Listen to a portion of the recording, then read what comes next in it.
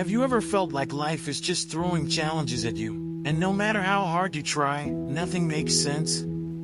What if I told you that the key to understanding your struggles isn't finding all the answers, but realizing that some things are far beyond your control, and that's exactly where your power begins? In Job 42, we see a story that's not just about suffering, but about how humility, patience, and faith can completely transform a life. You're about to read insights that can shift how you approach your own hardships, and trust me, these aren't lessons you'll hear anywhere else. Stick with me, because by the end, you'll start seeing the hidden path from trial to restoration in a whole new way. Then, let's read the chapter together. Then Job replied to the Lord, "I know that you can do all things. No purpose of yours can be thwarted." You asked, "Who is this that obscures my plans without knowledge?" Surely I spoke of things I did not understand, things too wonderful for me to know. You said, "Listen now, and I will speak, I will question you, and you shall answer me." My ears had heard of you, but now my eyes have seen you. Therefore I despise myself and repent in dust and ashes. After the Lord had said these things to Job, he said to Eliphaz the Temanite, "I am angry with you and your two friends, because you have not spoken the truth about me, as my servant Job has.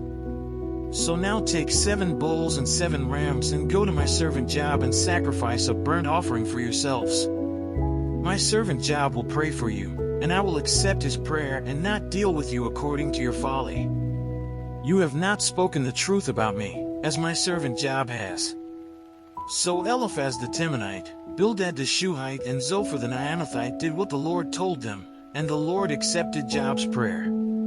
After Job had prayed for his friends, the Lord restored his fortunes and gave him twice as much as he had before. All his brothers and sisters and everyone who had known him before came and ate with him in his house. They comforted and consoled him over all the trouble the Lord had brought on him, and each one gave him a piece of silver and a gold ring. The Lord blessed the latter part of Job's life more than the former part. He had 14,000 sheep, 6,000 camels, 1,000 yoke of oxen, and 1,000 donkeys. And he also had 7 sons and 3 daughters. The first daughter he named Jemima, the second Keziah, and the third Karen-Happuch. Nowhere in all the land were there found women as beautiful as Job's daughters, and their father granted them an inheritance along with their brothers. After this, Job lived 140 years. He saw his children and their children to the 4th generation. And so Job died, an old man and full of years. Let's say a quick prayer to thank the Lord for his mercy. Hey God, thank you for opening my eyes through this study of Job 42. Thank you for showing me the power of humility, patience, and trusting your timing. Lord, I know I don't have all the answers, but I want to follow the lessons I've learned today. Please help me apply them in my everyday life, whether in my decisions, my relationships, or the way I face challenges. Guide me to act with wisdom, speak with care, and trust you more each day. Thank you for being my constant friend and guide. Amen. Now that you've journeyed through Job's story, it's time to ask yourself, how are you approaching your own struggles?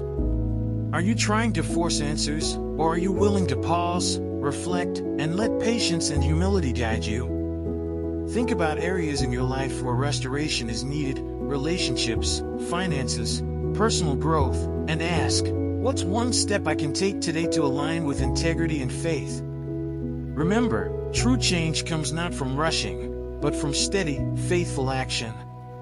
Imagine applying this, reading a chapter of the Bible daily, reflecting on your decisions, and choosing to intercede wisely for others instead of judging hastily. What would your life look like in a month, a year, or even 5 years? The principle is simple, yet transformative. Embrace humility, act with wisdom, and trust the process, because restoration comes in layers, not instant fixes. So here's my challenge. Start small, apply one insight from Job 42 this week, and observe the ripple effect it creates. And if you're ready to dive deeper, keep exploring these chapters with me. Subscribe to the channel and turn on notifications so you won't miss the next lesson that could completely shift the way you see life, faith, and restoration. Your journey isn't over, it's just beginning.